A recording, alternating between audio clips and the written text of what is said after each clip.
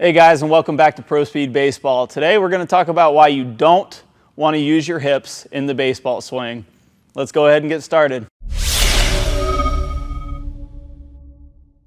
Now, before all you guys out there start calling me a crazy person, like of course you need to use your hips in the baseball swing, man, what are you talking about?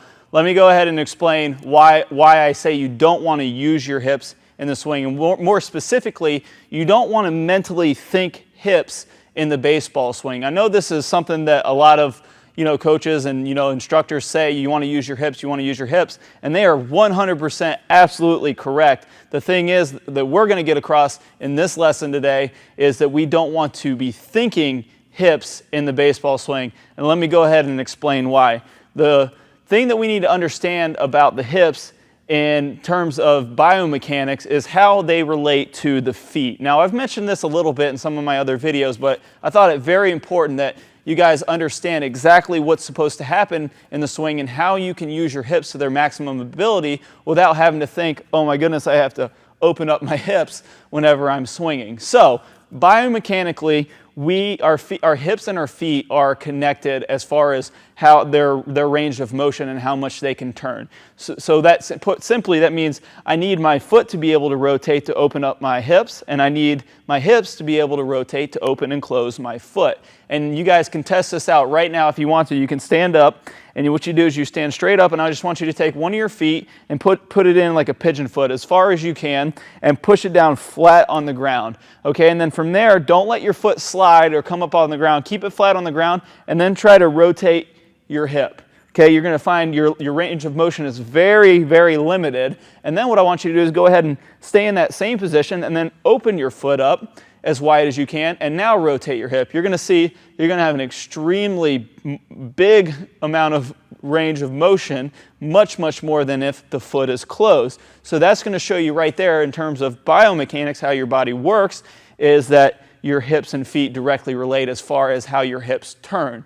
So if we understand this one simple biomechanical action between our feet and our hips, we can come to the conclusion that we don't have to think about our hips in our swing, and we could think about something that is much more easily controllable in our minds, and that is our feet. And for our hips, it's going to be more specifically our back foot and how our backside rotates through the swing. So if you're working on say you're just working on the tee and you're saying, okay, I need to get more of my hips in the ball, or your coach is saying get your hips into the ball, now all you have to think about is like, well, if I rotate my foot, my hips have to rotate. So if I get here and I rotate, make sure my backside rotates properly, my hips have to rotate. So you can think about this, try to rotate your back foot and don't let your hips move. You're just going to kind of do something like this. It's going to be extremely unnatural, and nobody's going to go up there and try to swing like this because that's just highly unathletic, and it actually kind of hurts the hip a little bit whenever you try to do something like that. So to use the hips in the baseball swing, don't think hips. All we have to think about is rotating that back foot, and our hips will come around and follow on their own. So the beauty about that, the beauty about getting the hips in the swing through using our feet, is that we can fire our feet because we have more control over our feet, we can fire our feet very, very fast. So that's going to take us into the drill I have you guys for today, and this is the no hips drill that we're going to coin today. The no hips drill is simply working on your hips without thinking about your hips. So all you're going to do is you're going to get on a tee, or you can do this in side toss or front toss, and you're going to start working on your hips, and that's simply just making sure that your backside rotates all the way through. Now we have another great video on YouTube called Squash the Bug ? You guys can check that out. I'll post a link right here and down in the description. That's going to be a good video to go over the parameters of how we're supposed to rotate on that back foot. I'm not going to go over it too much here, but you can check that video out. It's going to show you how you're supposed to rotate that back foot. I think I even talk a little bit about the hip-foot connection in that video as well. But if you're looking to find out how far to rotate that foot or what the positions are to be in, that's going to be a great video to watch as well. So that's something that we go over in our pro swing system, in the pro finish and the backside rotation, all those checkpoints that we want to have in our finish to know that we've utilized the hips properly. So the drill we're going to do is simply we're going to start off with a nice quarter speed swing, okay? So we're going to go ahead and get into our perfect tee setup, and what we're going to do is we're just going to make sure that we focus in on our back side, on our back foot. We're going to make sure that that back foot is rotating all the way into that pro finish position. So we're going to go ahead right here, quarter speed swing, and I was just thinking about this back foot, making sure it was rotating and getting all the way into that pro finish position for that backside rotation. I'll show you again here from down the line. The next progression of the drill, we're just going to bump this up to 50%, really thinking about this backside, making sure this backside is going about 50% of our full speed through the swing. Okay, so we're going to load stride here. Okay, and then we're going to bump it up again to 75%. And then all the way up to game speed. So I'll do one here, game speed for you.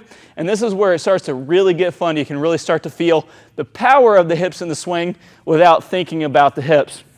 You're going to go ahead and get into your setup here, and you're just going to think about firing this back foot as hard and fast as possible in the right parameters. Again, those parameters are in that video and in the pro finish section of the pro swing system.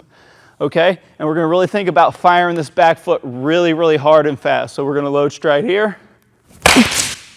Whew. And you can see that even kind of surprised me. I haven't done that in a little while myself. Really letting that back foot fire. It's going to make you much, much faster at the plate. It's going to build a ton of power because you're actually utilizing the hips in the way that they're supposed to be used, and it helps you time it up much better. Okay, let's do one more here from down the line.